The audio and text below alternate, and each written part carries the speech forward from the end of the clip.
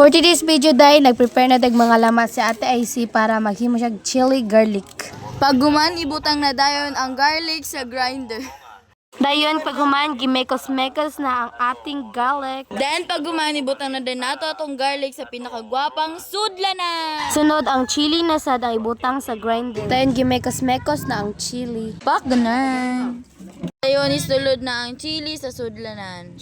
Dayon gibutang na ang chili diri sa kalahay. By the way, kung matingala mo nga inana ang color sa oil, gigamit ay nagikan sa garlic.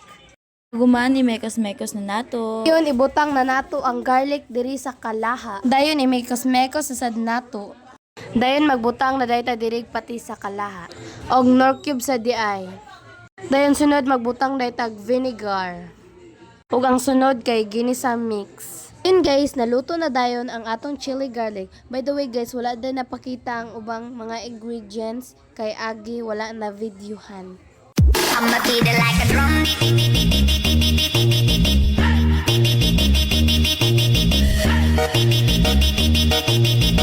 O diara ang final look, pamalit na mo guys.